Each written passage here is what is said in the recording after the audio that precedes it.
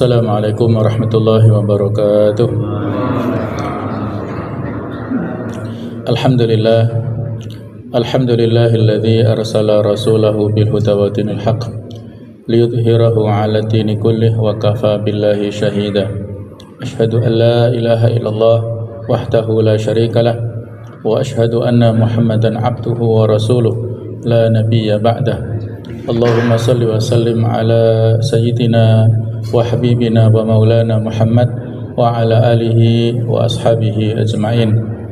Allahumma la sahla illa ma ja'altahu sahla wa anta taj'alul hasna idza syi'ta sahla. Allahumma anfa'na bima 'allamtana wa 'allimna ma yanfa'una warzuqna fahmah. Amma ba'du, hadirin hadirat para jamaah rahimakumullah.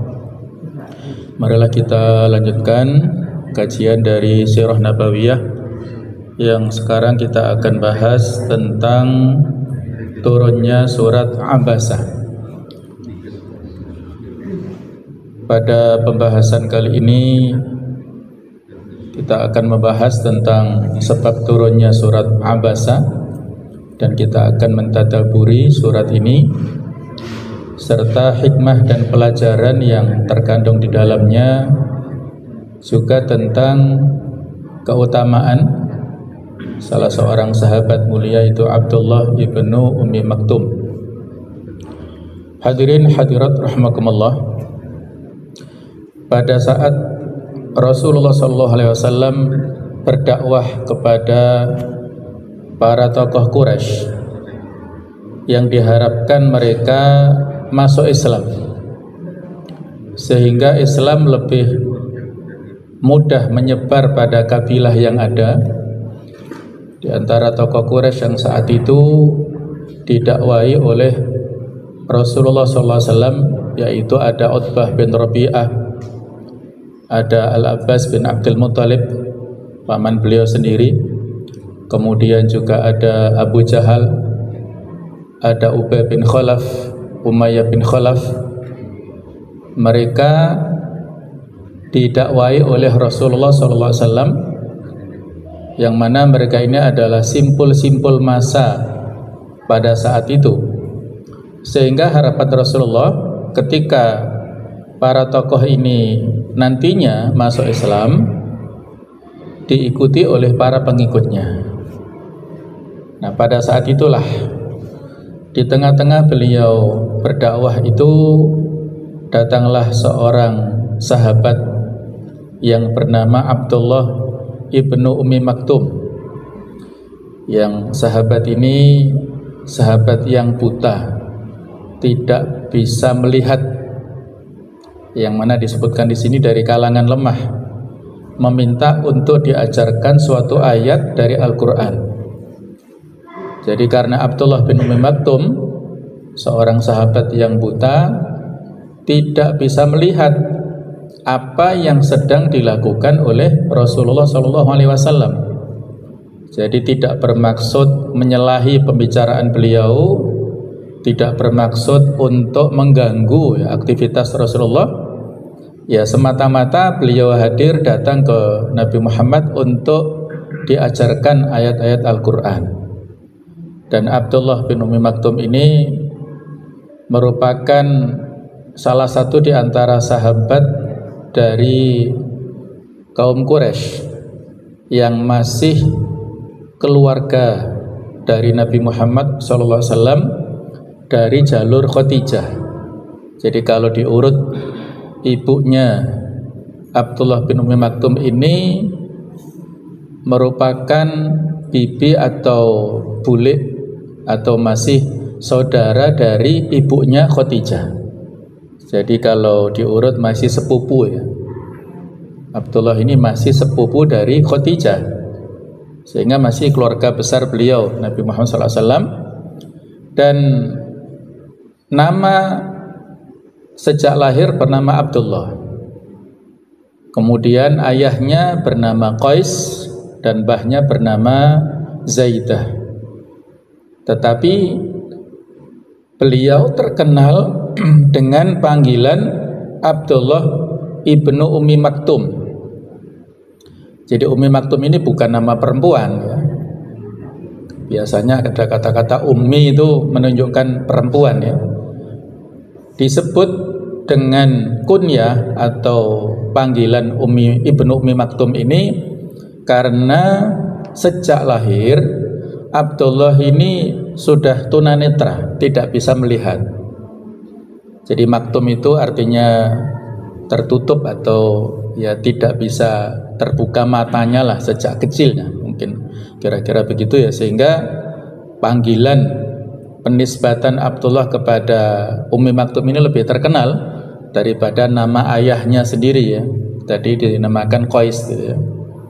Nanti akan kita bahas bagaimana keutamaan Abdullah bin Ummi Maktum ini dalam sejarah kehidupan beliau ya. Di samping beliau seorang yang cerdas, seorang yang gigih, kemudian beliau juga pernah menjadi pejabat ketika Nabi meninggalkan Madinah, sering memberikan mandat ya, kalau mungkin sekarang disebut PLT ya, PLT Gubernur Madinah kepada Abdullah bin Ummi Maktum ini.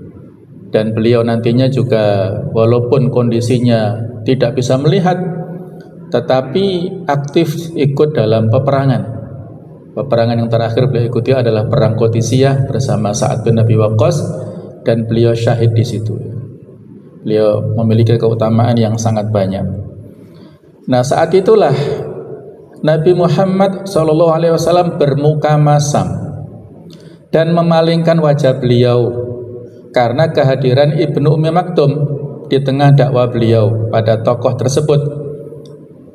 Sebenarnya Nabi sendiri tidak berkata apa-apa kepada Abdullah bin Ummi Maktum, dan Abdullah juga tidak mengetahui bagaimana ekspresi wajah Rasulullah karena beliau buta kan? Tetapi dalam hal ini Allah menurunkan surat Abasa yang berisi teguran kepada Nabi Muhammad SAW. Ini nanti akan kita ambil hikmahnya ya, bahwa Nabi kita ini memiliki sifat al-ismah atau al-maksum ya. Beliau itu dijaga oleh Allah Ta'ala, jangan sampai melakukan kesalahan walaupun sedikit ataupun agak menyimpang yang sedikit saja, itu sudah ditegur oleh Allah Ta'ala. Dan teguran ini menjadi bukti bahwasanya Nabi kita ini seorang manusia biasa. Sering saya sampaikan, syahadat risalah yang kita ucapkan terdiri dari dua rukun yang satu dengan yang lain harus secara seimbang.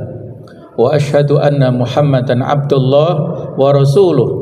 Kita bersaksi bahwasanya Nabi Muhammad itu seorang hamba Allah dan Rasulnya. Itu harus secara seimbang. Syahadat bahwasanya Nabi Muhammad adalah Abdullah itu untuk meniadakan atau menolak yang disebut ifrat. Ifrat itu adalah hulu, berlebihan dalam memposisikan Nabi kita, mengangkat derajat Nabi kita melebihi daripada derajat manusia biasa. Itu yang disebut dengan nafyul ifrat, menafikan atau menolak pengkultusan. Kemudian syahadat bahwasanya beliau adalah seorang Rasulullah itu untuk menolak adanya tafrid. Tafrid itu adalah meninggalkan ajarannya. Tidak boleh kita mengesampingkan ajaran beliau, karena beliau menyampaikan itu berdasarkan petunjuk wahyu dari Allah Subhanahu wa taala. Jadi harus secara seimbang. Kalau tidak seimbang, maka nanti akan terjadi ketimpangan ya. Kalau syahadat Muhammad Rasulullah itu diletakkan melebihi, maka menjadikan Rasul kita lebih dari manusia biasa. Kalau syahadat Muhammad Abdullah itu berlebihan, juga akan menjadi dampak kita meninggalkan ajaran yang telah disampaikan oleh beliau. Jadi harus secara seimbang. Nah, di sini menunjukkan beliau seorang manusia ya. Qul innama ana bashar mithlukum. Katakan aku adalah manusia biasa seperti kalian. Yuha ilayya. tetapi diberikan wahyu kepadaku. Itulah petunjuk yang disampaikan oleh Allah Ta'ala di akhir surat Al-Kahfi. Inilah 11 ayat yang diturunkan ya, 1 sampai dengan 11 ini yang secara langsung kaitannya dengan Abdullah bin Ummi Maktum, kemudian ditambah dengan sampai ayat ke-16 ya, sebagai penyempurnaan peringatan kepada beliau dan juga cerita tentang hari akhir ya, pada akhir paragraf dari surat Abasa ini. A'udzubillahi minasyaitonirrajim. Bismillahirrahmanirrahim. Abasa wa tawalla. Dia Nabi Muhammad bermuka masam dan berpaling. Anja'ahul a'ma, karena telah datang kepadanya seorang yang buta. Wa ma yudrika la'allahu yazakka. Tidakkah kamu barangkali ia ingin tahukah kamu barangkali dia ingin membersihkan dirinya dari dosa. Au yadzakaru fatanfa'u dzikra, atau dia ingin mendapatkan pengajaran lalu pengajaran itu memberi manfaat kepadanya.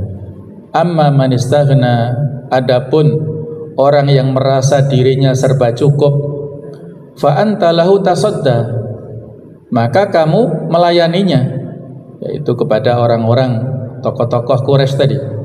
Wa ma 'alaika alla yazakka, padahal tidak ada celaan atasmu kalau dia tidak membersihkan dirinya.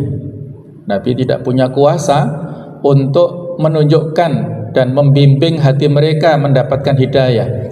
Itu adalah kuasa atas kuasa Allah Ta'ala.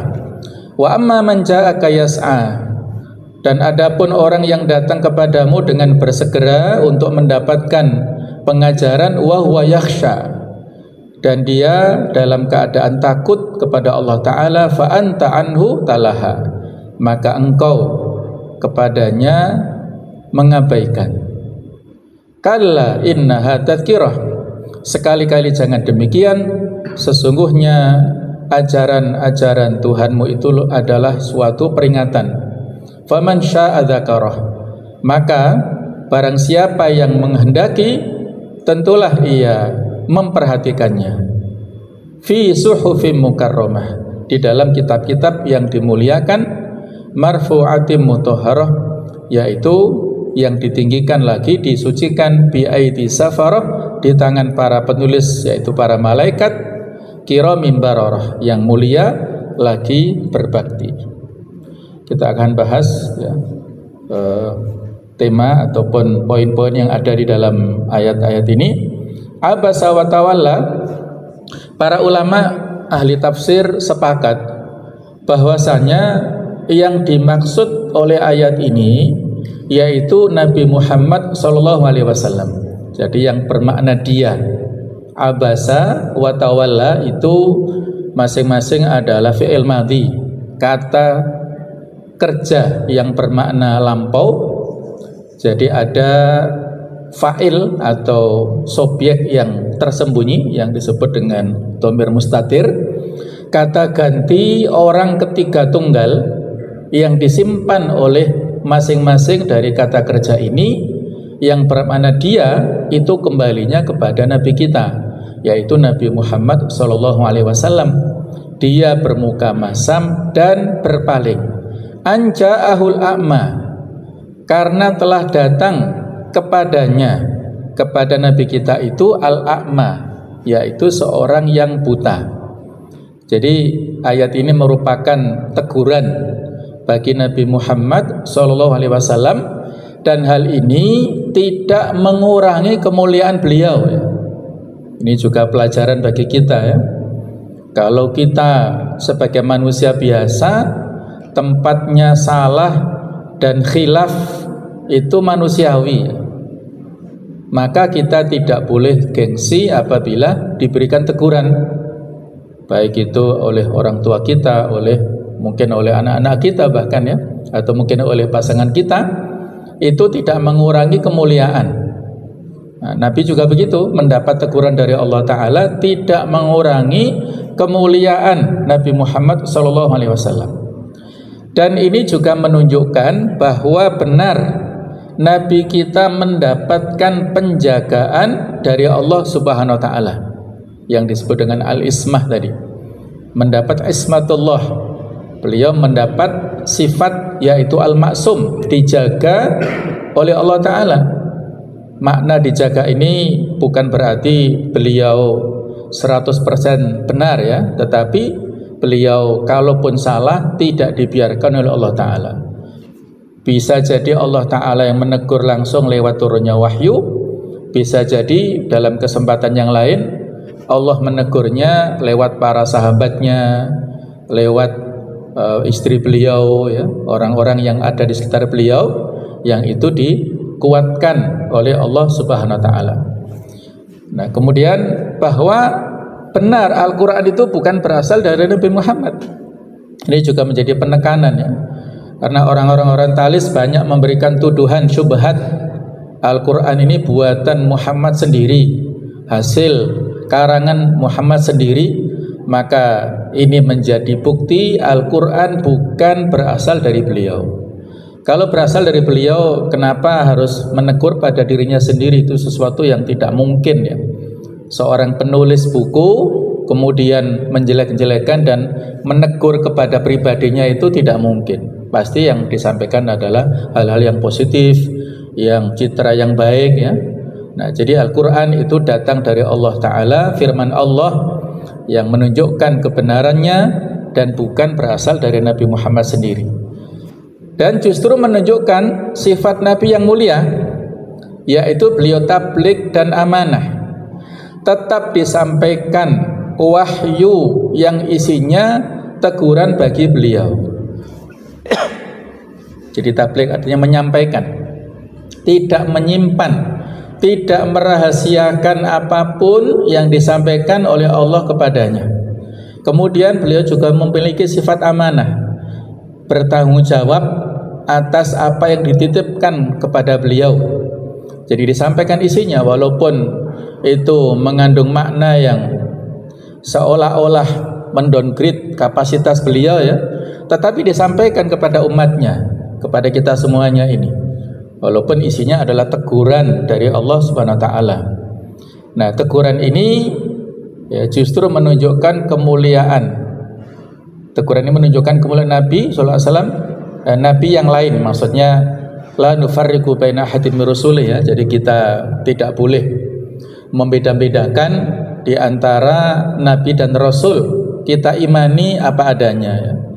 Mulai daripada Nabi Adam sampai Nabi Muhammad Rasul ya. Kalau Rasul ini ada perbedaan pendapat.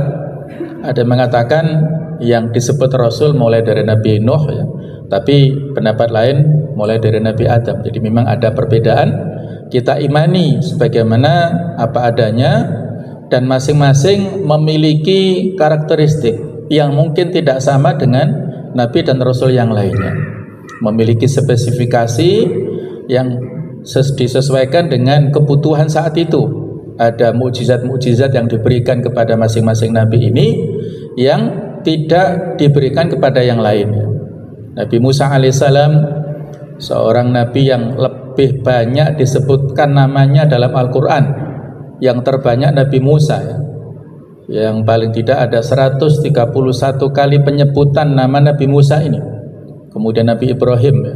Nabi Musa sendiri pun ketika pada masa hidupnya juga tidak lepas dari apa yang namanya kekurangan, atau mungkin disebut dengan kekhilafan sebagai manusia. Ketika beliau tanpa sengaja menjatuhkan seorang pemuda yang dari suku Kipti dan akhirnya meninggal ya, sehingga beliau tertuduh. Nah, itulah menjadi buronan saat itu sehingga lari kematian. Nah, itu salah satu di antara episode perjalanan beliau ya. Jadi masing-masing nabi ini punya kelebihan, sekaligus di sana menunjukkan ada dalam tanda kutip kekurangan yang itu tidak mengurangi kemuliaan dari para nabi itu ya.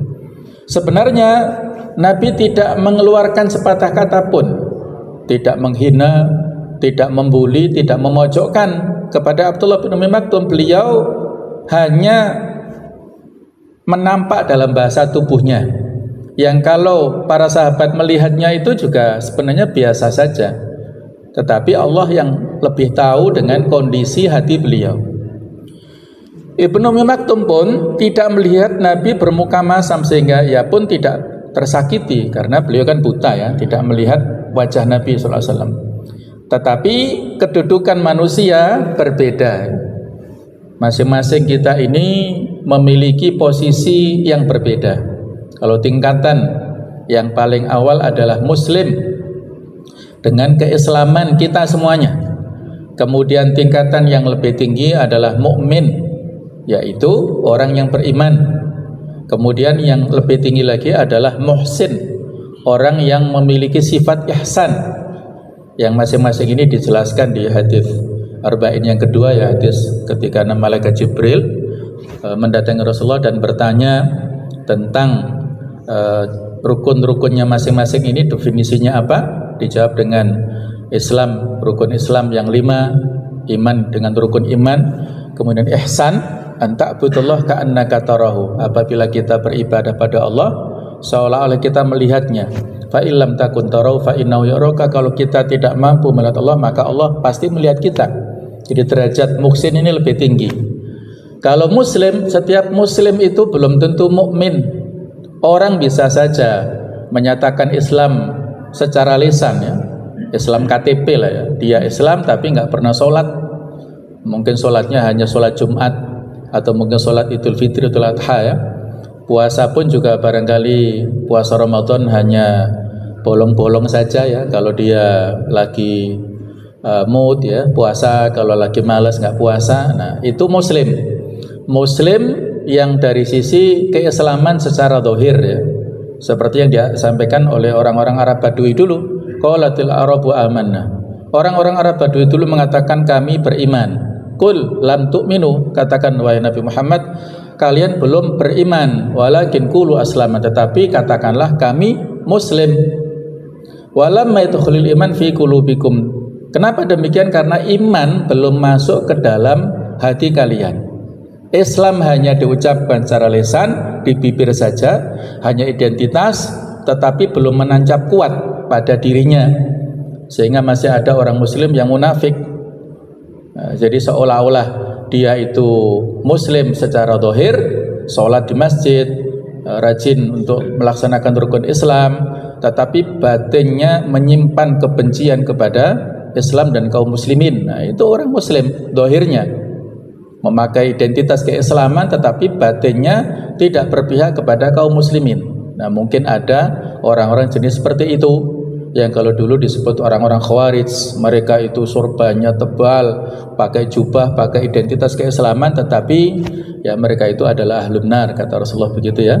Jadi prediksinya begitu orang-orang Khawarij pada saat itu, dan mungkin sekarang ada tipe-tipe orang seperti itu ya, Allah alam. Jadi muslim itu tingkatan yang paling bawah. Mukmin, setiap mukmin pasti muslim, tetapi tidak setiap muslim itu mukmin.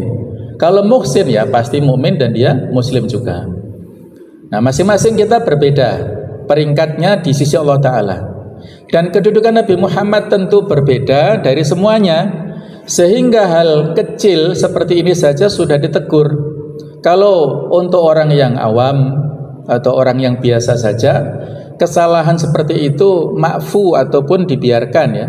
Tetapi kalau orang yang tingkatannya alim, atau dia itu memiliki ilmu, atau dia itu memiliki status sosial yang tinggi di masyarakat, maka itu akan bisa mengurangi yang disebut dengan istilah muru'ah. Muru'ah itu kewibawaannya. Jadi kalau orang yang awam mungkin biasa ya, dia itu ya barangkali, mohon maaf misalnya ya, kemana-mana pakai celana pendek misalnya ya, baik itu membersihkan rumah atau jalan-jalan pagi atau bahkan sampai ke pasar misalnya, itu pakai celana pendek. Orang melihatnya orang ini awam mungkin bisa dimaafkan, ditolerir gitu ya.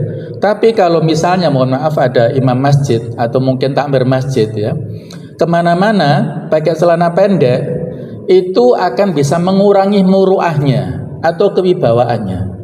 Kok begitu sih misalnya ya, wong dia biasa jadi imam di masjid kok masuk kemana-mana pakai celana pendek. Mungkin walaupun celana pendeknya ya menutup inilah sampai lutut ya, tapi itu masih menjadi pertanyaan ya di masyarakat ya. Kalau misalnya ya mohon maaf kita ke masjid ya pakai training, itu kan sah-sah saja ya, karena menutup aurat kan, pakai kaos oblong ataupun kayak pakai training ya. Sholat di masjid jamaah boleh-boleh saja. Tapi kalau tiba-tiba saja misalnya yang pakai training ini maju untuk menjadi imam, itu kan jadi rasan-rasan akhirnya oleh makmumnya. Mosok begitu ya, walaupun sudah menutup aurat. Nah, itu yang disebut muru'ah ya, ataupun kewibawaan ya, tradisi di masyarakat harus kita jaga. Biasanya begini ya, itu harus kita jaga selama tidak melanggar aturan-aturan syariah ya, maka kita ikuti tradisi di masyarakat. Nah, Nabi juga begitu. Di sini makomnya sudah makom anbiya ya, makom rasul. Mungkin kalau orang awam saja ya biasa bersikap seperti itu ya, kadang-kadang kurang mood dalam menghadapi tamu misalnya, itu dibiarkan. Tapi kalau makomnya Nabi, hal-hal yang sepertinya itu dianggap biasa, ditegur Allah Ta'ala supaya tidak berlanjut dan supaya menjadi evaluasi ya, tidak diteruskan. Allah menghendaki ada ekspektasi demikian tinggi bagi Nabi dan umatnya, termasuk tidak bersikap seperti di atas ya. Jadi ada pelajaran di situ supaya menjadi pembelajaran bagi siapapun yang dalam makom para nabi ya. Kalau nabi ini sudah selesai tugasnya, tidak ada nabi dan rasul setelah kedatangan dan wafatnya beliau, maka siapa yang meneruskan? Itu para ulama. Al ulama warathatul anbiya, para ulama ini pewaris para nabi, sebagai pelanjut estafet dakwahnya para nabi dan rasul. Sehingga siapapun mereka yang memiliki makom ulama itu harus menjaga muruahnya tadi ya, baik itu kata-katanya ataupun perilakunya ataupun dari sisi muamalahnya itu dijaga semata-mata lillahi ta'ala. Nah, tetapi dalam rangka untuk menjaga kondisi ya, masyarakat supaya mereka tidak pro kontra ya. Kalau ada ulama yang ya, sekarang lagi viral ya seperti itu, maka menjadi pro kontra kan, akhirnya ada yang membantah atau ada yang mengkritik dengan keras, ada yang membela, akhirnya umat ini terbelah. Karena bagaimanapun juga tipe ulama sekarang ini pasti ada pendukungnya. Walaupun mungkin ada yang ngaku nabi rasul, sekarang itu juga ada pendukungnya ya. Karena mungkin dia menampilkan sisi-sisi yang luar biasa yang ditampilkan ya, seperti di film-film itu yang ketika tangannya terputus kemudian nyambung kembali, wah itu dianggap sebagai rasul. Itulah hal-hal yang mungkin ada kaitannya dengan sihir ya, tetapi dikemas dengan tampilan-tampilan yang sepertinya islami, maka orang-orang menjadi percaya terhadap apa yang disampaikan. Nah, itulah hati-hati sekarang ini ya, harus kita jaga kondisi masyarakat supaya mereka tetap bersatu dalam kebenaran. Demikian digunakan juga bentuk ketiga. Jadi tadi saya sampaikan abasa wa tawalla. Jadi Allah tidak mengatakan, kalau dalam bahasa Arab ya, abasa itu fi'il madhi untuk mabni, untuk ini ya, untuk orang ketiga tunggal. Kalau untuk orang kedua itu abasta, engkau bermuka masam. Wa tawallaita, engkau berpaling. Allah nggak mengatakan begitu ya, tapi Allah mengatakan dia bermuka masam dan dia berpaling. Nah, ini apa hikmahnya ya? Ini hal yang disebutkan tidak disenangi oleh Allah Subhanahu wa ta'ala. Perilaku seperti itu Allah nggak suka. Maka Allah Ta'ala ingin memberikan semacam sindiran, tidak menegur secara langsung, kamu kenapa bermuka masam, kamu kenapa berpaling, nggak begitu. Tetapi menyindir seolah-olah pelakunya adalah pihak ketiga yang tidak ada di tempat. Ini sebagai sindiran dan bentuk kecintaan Allah Ta'ala dan memiliki kedudukan mulia di sisi Allah, sehingga Allah tidak berkenan untuk mengarahkan langsung kepada nabinya dalam bentuk orang kedua atau mukhotob tadi ya. Ini disebut Said Qutb di dalam kitab tafsir beliau Fitilal Quran ya. Jadi ada hikmah seperti itu. Nah, setelah topik ditutup terkait dengan perbuatan Nabi tersebut, baru bahasa dialihkan menjadi bentuk kedua dalam ayat berikutnya ini. Ayat yang ketiga, wa mayudrika la'allahu yazakka. Tahukah kamu barangkali ia membersihkan dirinya dari dosa. Jadi baru yudrika ya. Kalau ayat pertama dan kedua tadi kaitannya dengan orang ketiga, kemudian ayat ketiga ini disebutkan langsung peringatan kepada Rasulullah SAW. Tahukah kamu?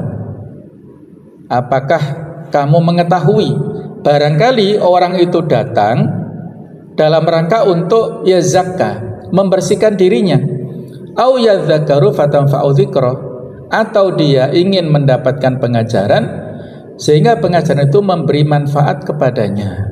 Nah, inilah ya teguran oleh Allah kepada Nabi Muhammad. Tidak, Allah mengingatkan bahwa Nabi tidak tahu pasti niatnya. Jika tahu, bisa jadi tidak akan memperlakukan demikian. Ini juga menjadi bukti ya bahwasanya Nabi itu seorang manusia biasa yang apabila tidak ada informasi dari wahyu, maka beliau bersikap ya seperti manusia biasa. Artinya apa? Di sini memberikan informasi pada kita ya. Hikmah di sini, Nabi tidak tahu pasti niat sahabat yang datang ini untuk apa. Apakah niatnya itu untuk betul-betul belajar, ataukah niatnya itu mengganggu, atau niatnya itu untuk mengeruhkan suasana, Nabi sendiri nggak tahu. Maka Allah mengatakan la'allahu yazakka. Boleh jadi maksudnya itu adalah dalam rangka untuk membersihkan dirinya dari dosa. Jadi selama tidak ada wahyu yang turun, Nabi tidak bisa mengetahui yang ada di dalam batin para sahabatnya. Jadi kalau Nabi saja tidak tahu, bagaimana dengan manusia biasa? Ada orang yang memiliki ya, citra istilahnya apa Pak? Weruh sadurunge winarah. Nah, itu ada orang begitu ya. Kamu datang ke sini untuk tujuan ini kan? Nah, ada orang-orang yang seperti itu yang dianggap orang pinter ya, orang pinter ataupun dukun dan sebagainya. Nah, itu tidak benar ya. Orang ini hanya memperkirakan saja ya. Kita tidak boleh percaya 100% kepada klaim-klaim yang disampaikan oleh orang-orang seperti ini. Jadi itu hanya wacana saja ya, mungkin benar mungkin salah. Nabi sendiri nggak tahu. Dalam hadis yang lain disebutkan kalau ada di antara kalian yang berseteru antara si A dan si B, si A ini benar, si B ini salah. Tapi kalau si B ini pandai bersilat lidah menyampaikan alasan, kemudian aku memutuskan perkara yang menang adalah si B, kemudian menerima, akhirnya ya balasannya neraka.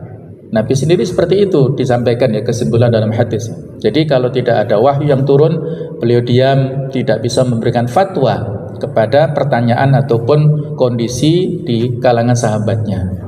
Jadi itulah menunjukkan tentang Nabi berdasarkan bimbingan dari Allah, wahyu. Kemudian pesan terlebih lagi bagi umat Nabi Muhammad yang lebih tidak bisa mengetahui isi hati seseorang agar tidak cepat menilai dari luar ya. Kadang-kadang ini ya, posisi kita itu seolah-olah melebihi Nabi dan Rasul ya. Memvonis orang itu dari penampilan zahirnya, memvonis orang dari sisi performanya. Ada orang yang barangkali berpenampilan seperti gembel misalnya ya, kan banyak itu di konten-konten ya. Ya mereka datang ke showroom ya, dikira gembel ngemis, ternyata isi kreseknya itu uang cash, dia mau beli mobil secara cash ya. Wah, itu ada kejadian seperti itu. Nah, orang-orang yang menilai dari sisi zahirnya, ada yang berpenampilan parlente, ternyata sebagai perampok misalnya, itu sebagai pencuri ya. Jadi nggak boleh ya, kita tidak boleh langsung memvonis, cepat menilai dari sisi zahirnya. harus sabar dulu, harus kita sabar, kita tunggu ya, kita berserah diri pada Allah Ta'ala. Apa sih kira-kira yang kita hadapi ini, apakah fakta ataukah hanya fiktif ya, apakah benar disampaikan ataukah dia berdusta, kita nggak tahu. Kita serahkan pada Allah, kita beristighfar, kita mohon ilham dari Allah, kira-kira apa fakta yang sebenarnya ini ya. Jadi nggak boleh langsung cepat menilai dari informasi luar atau dari perkataannya saja. Kemudian ada fi'il yazakka, itu dari kata-kata yatazakka, huruf ta dihilangkan. Ini karena tidak bisa penuh atau full membersihkan diri dalam waktu singkat. Sudah kita ketahui tugas Nabi itu adalah memberikan tazkiyah wa yuzakkihim, membersihkan kepada mereka dari segala penyakit hati. Maka di sini tugas Nabi sebagai dai, fasilitator untuk mengajak umatnya membersihkan dari segala macam penyakit hati ini tidak bisa 100%, tidak bisa full ini, dan butuh waktu yang tidak singkat, butuh proses. Nah, demikian juga dengan kata-kata yadzakar, supaya dia mendapat peringatan, pengajaran ya, supaya insaf dari segala kekurangannya. Ini pesan buat umat kita, umat Nabi Muhammad, menuntut ilmu untuk membersihkan diri, tidak sekedar menghafal nama, tempat dan waktu ya. Inilah biasanya untuk generasi muda sekarang ini, harus kita berikan pemahaman kepada mereka supaya ilmu yang mereka ambil, mereka dapatkan dari bangku sekolah, dari bangku kuliah, bukan semata-mata untuk dihafalkan atau sekedar untuk mendapatkan identitas S1, S2, S3 misalnya, tetapi ilmu ini benar-benar harus memberikan manfaat tazkiyah dan tazkirah ini ya. Tazkiyah adalah membersihkan dirinya penyakit dari penyakit hati, dan tazkirah memberikan peringatan, pengajaran yang betul-betul kepadanya ya. Inilah yang sekarang ini agak kurang dari metode pembelajaran di masyarakat kita, karena rata-rata sekarang ini hanya transformasi ilmu saja. Guru menyampaikan ilmu kepada murid, murid pun juga asal-asalan menerimanya, dan banyak sekali murid sekarang yang tidak beradab kepada gurunya, sehingga ilmu yang didapatkan juga bisa jadi tidak barokah.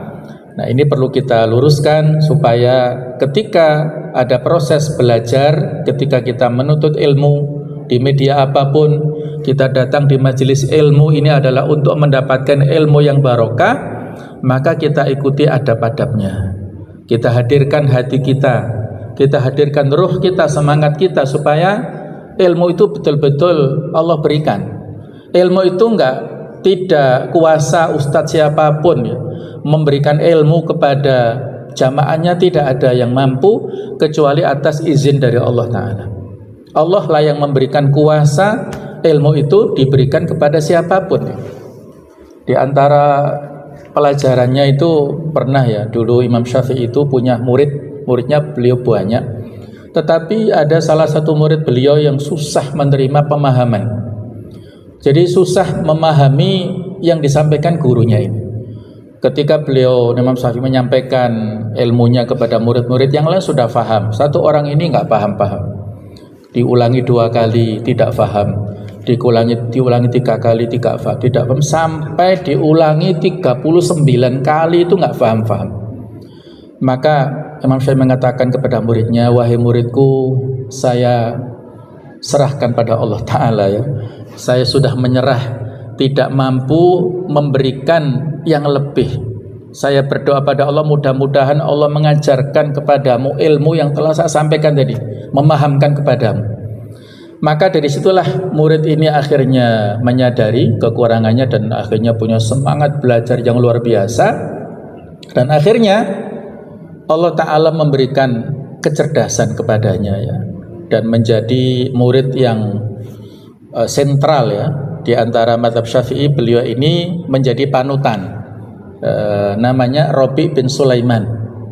Jadi kalau kita baca biografinya, di antara para ulama mazhab Syafi'i yang bisa menjadi rujukan itu ada yang bernama alim, seorang alim adalah Rabi bin Sulaiman ini. Walaupun tadi ya lambat dalam hal menerima ilmu dari gurunya, tetapi mungkin Imam Syafi'i juga mendoakan beliau, kemudian orangnya sendiri juga tekun ya dan berdoa terus menerus, akhirnya menjadi ulama besar di mazhab Syafi'i. Nah, itulah ilmu itu Allah Ta'ala yang berkuasa untuk memberikan. Nah, ini juga menjadi isyarat bahwa orang kafir dimaksud tidak bisa diharapkan lagi kesediaannya. Bahkan selayaknya mengutamakan orang yang yazakka, walaupun mungkin ya tidak full tadi ya tazakka. Jadi tidak penuh dalam hal mendapatkan tazkiyah, tetapi jauh lebih mulia daripada orang-orang kafir. Kemudian ayat berikutnya, amma man istaghna, adapun orang yang merasa dirinya serba cukup, fa anta lahu tasadda, maka kamu melayaninya, menyambut dengan baik, mendakwahkan dengan baik. Wa ma 'alaika alla yazakka, padahal tidak ada celah atasmu kalau dia tidak membersihkan dirinya, dia tidak menjadi mukmin ya. Kata-kata istaghna itu dari kata-kata ghani. Ghani itu kaya, jadi tidak butuh. Huruf sin memiliki arti merasa atau menduga, merasa tidak memerlukan atau tidak butuh. Kemudian karena kekayaannya, keilmuannya, kedudukan sosialnya dan lain-lainnya. Kadang-kadang ada jenis orang-orang yang seperti itu, merasa punya segalanya sehingga tidak butuh masukan nasihat dari orang lain. Orang semacam ini juga banyak zaman ini, atau orang yang membicarakan ilmu hanya untuk berdebat dan seterusnya. Kemudian kata-kata fi'il tasodda dari kata-kata soda yang berarti gema, yaitu suara memantul. Allah tidak berkehendak Nabi memposisikan diri seperti itu di hadapan orang-orang yang istaghna, yang merasa kaya, merasa tidak butuh tadi ya. Nabi SAW tidak membutuhkan ataupun tidak berguna dakwanya kepada orang-orang seperti itu, dan Allah SWT, Rasulnya dan agamanya tidak memerlukan mereka. Kemudian wa ma'alaika alla yazakka, janganlah engkau terlalu berharap akan keislaman mereka, dan jangan pula menyibukkan diri dengan mengajak mereka sembari memalingkan muka dari orang yang jiwanya telah tertanam keimanan yang baik. Jadi kalau di ayat yang lain, lasta alaihim bimusaitir, kamu tidak punya kuasa kepada mereka wahai Muhammad. In alaika ilal balagh, engkau itu hanya berkewajiban untuk menyampaikan pesan Allah. Apakah diterima, alhamdulillah, ataukah ditolak, itu kita serahkan pada Allah ya. Jadi kita tidak punya kuasa dalam berdakwah. Allah Ta'ala yang menjadikan orang itu mendapatkan hidayah ataukah menolak, itu atas izin dari Allah Ta'ala. Kemudian ayat berikutnya, wa amma man ja'aka yas'a, adapun orang yang datang kepadamu dengan bersegera untuk mendapatkan pengajaran, wa huwa yakhsha, orang ini takut kepada Allah, fa anta anhu talaha, maka engkau mengabaikannya. Jadi kata-kata yas'a ini bermakna lebih cepat dari jalan. Kalau berjalan itu bahasa Arabnya yamshi, dan lebih lambat dari berlari. Jadi ini disebut sa'i ya. Ada kata-kata sa'i itu fi'il mudhari'nya yas'a. Kalau kita sa'i, maka kita berjalan lebih cepat dan lebih lambat dari berlari, kecuali di dua lampu hijau ya, yang kita harus berlari kecil di situ. Nah, yas'a itu bersegera untuk menyambut kebenaran. Kemudian yakhsha, takut kepada Allah. Di sini menunjukkan keutamaan Allah Abdullah bin Maktum dalam Al-Qur'an ya.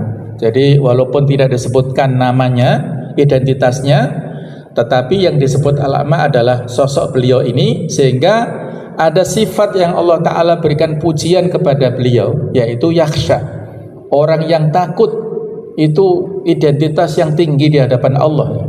Orang yang takut itu adalah ciri daripada ulama. Nah, kemudian talaha dari kata yalha, laha yalha, yaitu menyibukkan diri dengan sesuatu sehingga mengabaikan yang lain.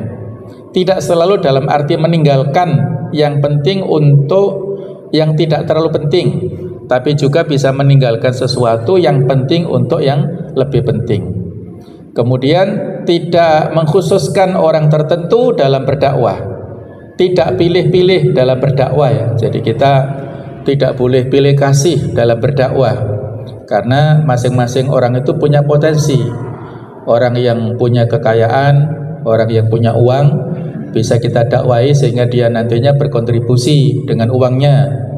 Ada orang yang biasa-biasa saja, tetapi kalau kita dakwahkan bisa jadi dia berkontribusi dengan semangatnya, dengan keikhlasannya, yang dengan itulah Allah menolong proyek-proyek kita. Jadi tidak boleh kita pilih kasih dalam berdakwah. Semua orang punya hak untuk kita dakwahkan. Kalla innaha tadhkirah, sekali-kali jangan demikian. Faman syaa'a dzakarah, jadi itu adalah tadhkirah, peringatan dari Allah. Maka siapa yang menghendaki tentulah ia memperhatikan. Kata Said Qutb, kata-kata kalla ini teguran kepada lawan bicara, dan ini satu-satunya teguran dengan kata ini kepada Nabi dalam Al-Quran. Kalau di kala di ayat-ayat yang lainnya itu sifatnya umum ya, kepada siapapun, kepada orang mukmin yang punya sifat membangkang dan lain-lain, ataupun sebagai bentuk perhatian.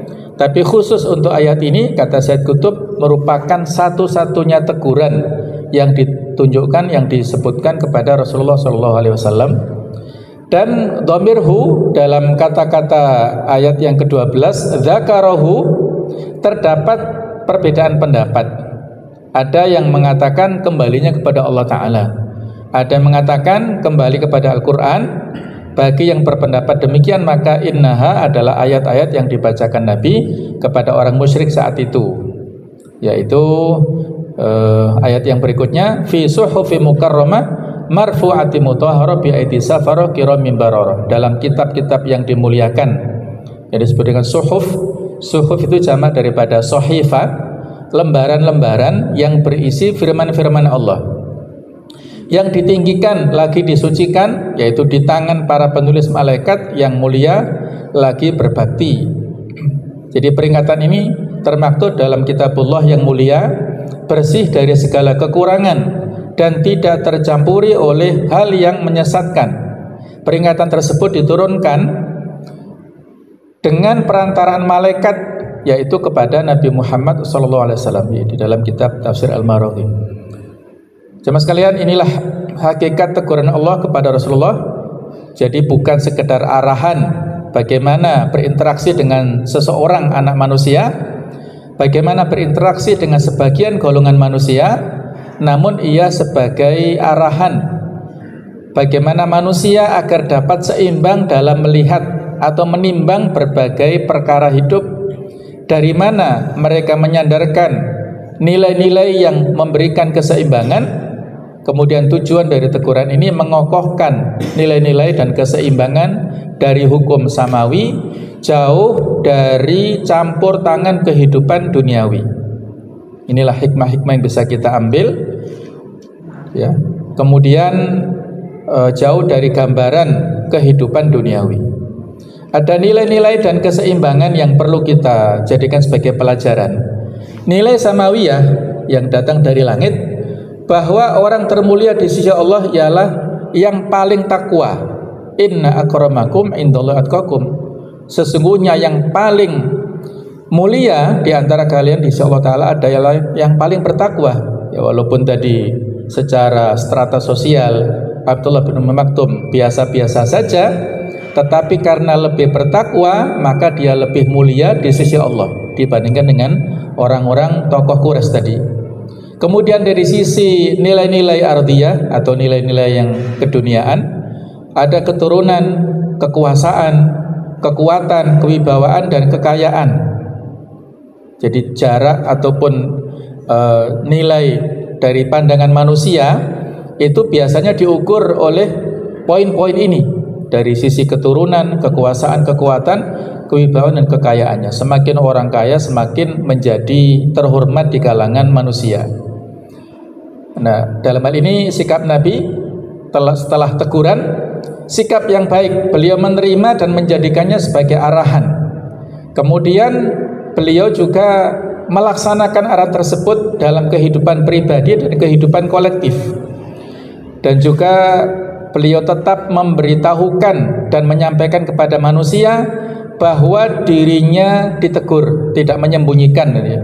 Tidak menyimpan ayat-ayat ini, tapi disampaikan kepada para sahabat. Bahkan beliau memelihara dan memperhatikan Ibnu Ummi Maktum dan berkata, jadi selesai kejadian ini, beliau lebih menghormati Abdullah bin Ummi Maktum dengan mengatakan kalimat ini. Kalau dalam bahasa Arabnya, marhaban biman atabani rabbi bihi. Selamat datang terhadap orang yang karenanya Allah menegur saya. Kemudian beliau mengatakan, hal min hajah, apakah ada sesuatu yang bisa saya bantu? Kamu butuh apa? Itu disampaikan pertanyaan kepada Abdullah ini setelah kejadian ini. Jadi istilahnya nggak disatru, ya. Kalau ada orang yang dalam interaksi sosial, ada yang menegur, itu kadang-kadang yang ditegur merasa ada yang mengganjal dalam dirinya, sehingga ya ditenono gitu ya, ada satru begitu ya. Kalau dia berbuat salah, ditegur balik dengan yang lebih keras, kadang-kadang begitu. Ada unsur sentimennya. Misalnya guru ya diperingatkan oleh seorang murid, dikritik begini, itu ya sebagai manusia kadang-kadang muridnya ini diceng ya, dititeni, waduh saya kasih nilai C misalnya atau nilai D ya kalau dosen ya. Wah, itu tidak objektif berarti ya. Nah, Nabi sebaliknya, justru beliau semakin takzim, semakin hormat kepada Abdullah ini, karena dengan Abdullah itulah Nabi ditegur oleh Allah. Biman atabani rabbi, karena dengan orang itu Allah menegur saya. Jadi nggak main-main orang ini. Allah yang langsung menegur saya akibat orang ini. Nah, itulah. Jadi di sana menunjukkan keutamaan beliau Abdullah bin Ummi Maktum karena menjadi penyebab teguran dan turunnya ayat, dan disebut sebagai orang yang yas'a dan yakhsha, yang bersegera dan memiliki rasa takut. Kemudian perhatian Nabi kepada beliau setelah turun ayat ini. Dan Abdullah ini salah satu muadzinnya Rasulullah. Dalam hadis dikatakan inna bilalan kana yu'adzinu bilailin. Bilal itu mengumandangkan adzan pada satu malam. Faqala Rasulullah, maka beliau berkata, kulu washrabu, makan dan minumlah. Jadi makan sahurlah kalau kalian mendengarkan adzannya Bilal. Hatta yu'adzinu Ibnu Ummi Maktum, sampai Ibnu Ummi Maktum ini adzan subuh. Fa innahu la yu'adzinu hatta yatali'a al-fajru, karena beliau ini adzan kalau sudah terbit fajar shadiq, fajar datangnya subuh itu.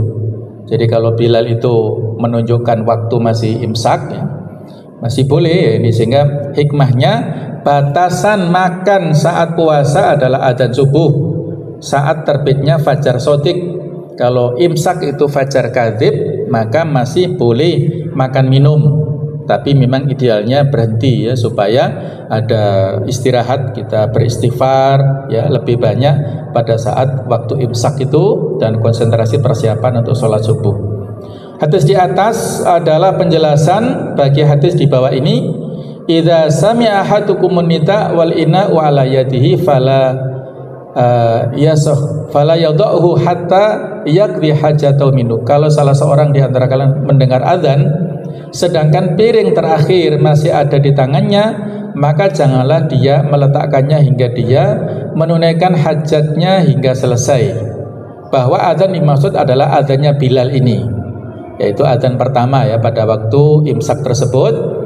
Dan Imam Muslim meriwayatkan sebagaimana juga Imam Bukhari, la yamna'ukum min sahurikum adzanu Bilal walal fajr al-mustatil walakin al-fajru al-mustatir fil ufuq. Adzan yang dikumandangkan oleh Bilal tidak mencegah kamu dari makan sahur dan juga fajar yang memanjang.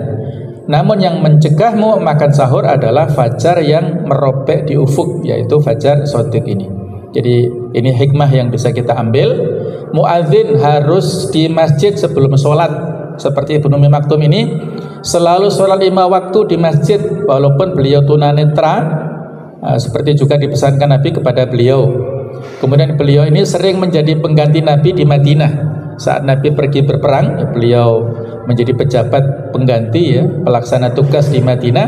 Kemudian Ibnu Maktum juga pernah ikut perang dalam perang Qadisiyah, padahal beliau tunanetra dan beliau membawa bendera hitam ataupun liwak, dan ini sebagian ulama mengatakan menjadi sebab syahidnya Abdullah bin Ummi Maktum radhiyallahu anhu ya.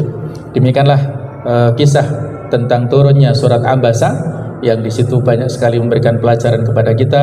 Mudah-mudahan bisa kita fahami dan bisa kita ambil manfaatnya, hikmah pelajaran dalam kehidupan sehari-hari.